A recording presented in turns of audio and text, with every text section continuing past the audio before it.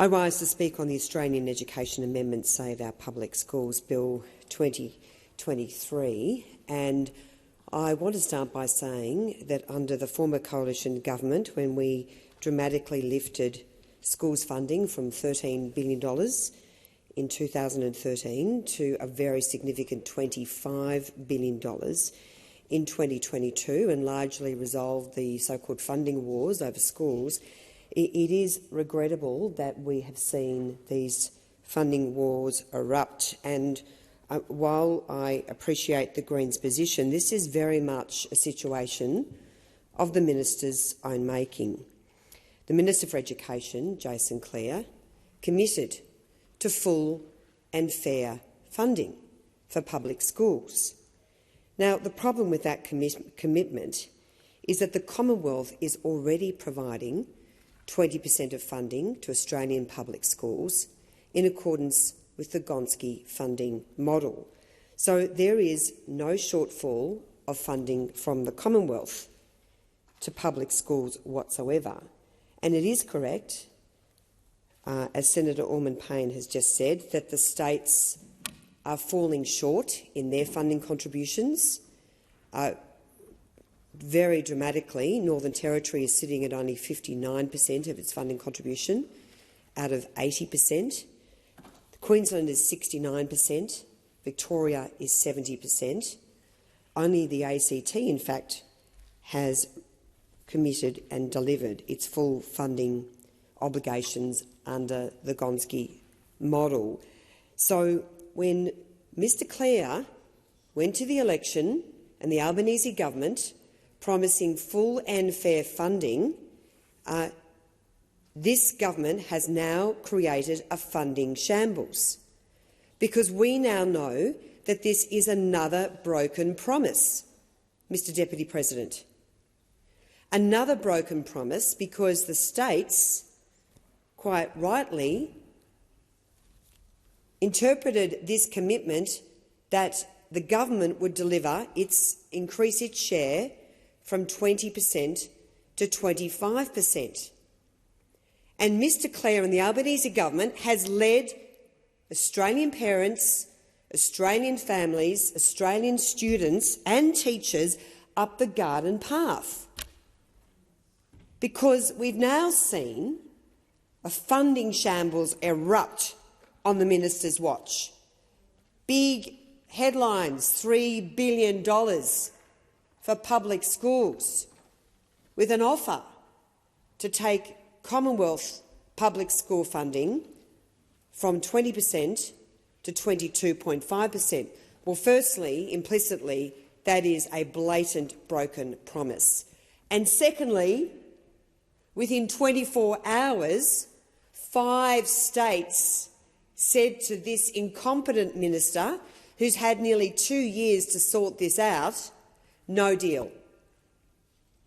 So we know that this minister was rolled by the states and territories at the last Education Ministers' meeting in December. He put forward some reforms which he clearly had not done his homework on, and he was comprehensively rolled. And now we have a situation where we have an absolute shambles on our hands by this incompetent government. So I say shame on Minister Clare, shame on the Albanese government. And from the very beginning, it was clear that this was a smoke and mirrors strategy from this government, with many, many weasel words. We're on a pathway to full and fair funding. I mean, what a load of rubbish. All this government has done is duck and weave and appease the likes of the Australian Education Union. And I have to say, I absolutely condemn the Australian Education Union for turning its back on the reforms that we know will make a difference right now. Evidence-based teaching is fundamental to turning around our declining school standards. The Coalition has long called for evidence-based teaching methods, like explicit instruction, to be mandated in every Australian classroom. Some schools are doing a brilliant job. They are adopting the best evidence-based teaching, and they are seeing their NAPLAN results go through the roof. But this minister doesn't have the courage, he doesn't have the guts, he doesn't have the commitment or the passion to drive the reforms that we need right now, that we know will not cost a bucket load of money. And why do we know that? How do we know that? We know that because schools are doing it right now with the funding envelope that they are operating under. Schools like Marsden Road Public School, and I name that school in particular because it is an exceptional school led by an exceptional principal, Manisha Gazula, in a low SES area of Sydney in Liverpool, where 90% of students are from a non-English speaking background. And this principal has looked at the evidence, she's looked at the ridiculous teacher training that her teachers received at university, the lack of support that they have received, not getting the foundations in how to teach numeracy and literacy, and she said, well, that's not good enough. I'm going to bring in the professional support these teachers need, I'm going to give them the coaching, and I am going to introduce evidence-based teaching, including explicit instruction in my school, and I'm going to turn around the results of our kids. And these are some of the most disadvantaged children in Sydney. And the biggest disadvantage children can be given in life is not to learn to read and write. Disadvantage is not defined by a child's postcode. It is defined by poor teaching, ineffective teaching, through no fault of the teachers themselves. And how can teachers possibly be expected to excel in the classroom when this ridiculous education union is turning its back on all the very best evidence that we know will work? So, as I say, this minister, he's a smooth talker, but Australian schools deserve a tough operator, and a tough operator is needed to deliver the reforms that children in this country so demand, because at the moment, Mr Deputy President, 1 in 3 children are failing NAPLAN. I mean, our results are going backwards. And I've just started my contribution by talking about the very significant increase of funding delivered by the coalition when we were in government, from $13 billion to $25 billion. So we've actually seen a 60% increase in schools funding over the last 2 decades, with a corresponding decline in school standards. And that is not good enough. It's an embarrassment. On classroom disruption, we are one of the worst countries in the world. Our program for international student assessment results, testing Year 10 students, shows that half of all Year 10 students tested in the most recent international results did not achieve expected standards in maths, and 43% of Year 10 students did not meet the grade in reading. So, while the minister has talked a big game on the National School Reform Agreement, we have seen no national agreement, and we have seen very little in the way of school reforms. So I condemn this government for reigniting the funding wars through its own actions, through misleading Australians, the rubbish of a commitment that it gave, and now it's very clear that this government is not going to deliver full and fair funding, as it says, even though the Commonwealth is delivering its full commitment to public schools, its full funding commitment under Gonski. So Jason Clare has led Australian families up the garden path. And of course, this comes at a time when we've seen a full-blown teacher shortage crisis on Jason Clare's watch.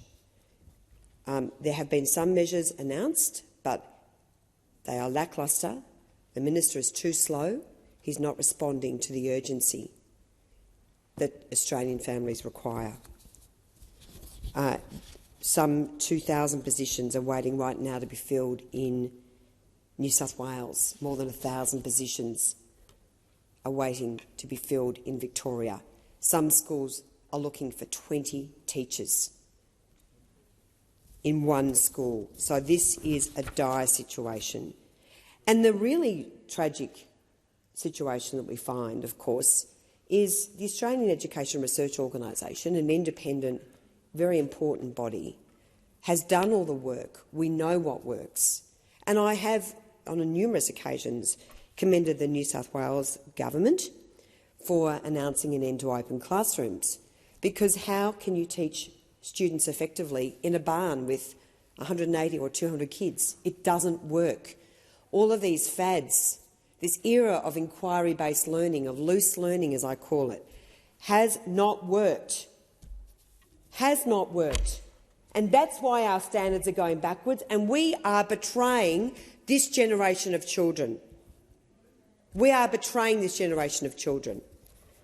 And then, of course, the minister should be putting a blowtorch to the universities who are letting down student teachers who go into a teaching course thinking they're going to get a great education, and they get nothing of the sort.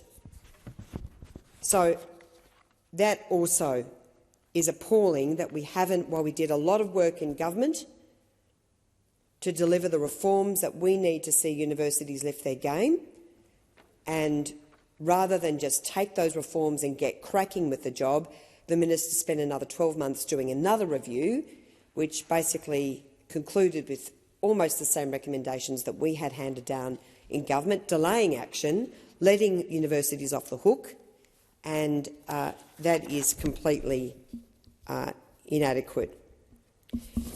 And of course, it comes at a time when university students and graduates, 3 million Australians, are staring in the face of another massive rise in their student debt. 7.1% was the figure by which student debt rose last year due to Labor's skyrocketing inflation. So this government talks a big game about tax cuts. What a joke. 3 million Australians have had their debt increased last year by an average of $1,700 with no action, because we know that when you run the economy sensibly and responsibly, as we did, indexation averaged less than 2% a year under the coalition government. It was a system that worked. And under this government, Australian students and graduates, young Australians, including those trying to buy a home, are being gouged by increasing student debt, driven by high inflation, which directly equates to high indexation. And I say shame on this minister. And of course we've seen the reports that while 3 million Australians are suffering with increased student debt, the minister's department is holding meetings in one-hat restaurants, fine dining restaurants. So rather than holding meetings in meeting rooms with a cup of tea and a biscuit, he is presiding over a department which is rorting taxpayers' money by holding meetings in restaurants, spending thousands upon thousands of dollars, and that is simply not good enough. So, Mr Deputy President, as I say, I condemn this government for the funding wars that it has created. This is a funding debacle, and of course it comes at a time when this government is now looking fairly at non-government schools. It has failed to rule out that disgraceful Productivity Commission recommendation that deductible gift recipient status be stripped away from non-government schools, which will cost the Catholic sector alone $2 billion, as it says. So that is just another shambles on Jason Clare's watch. Thank you very much.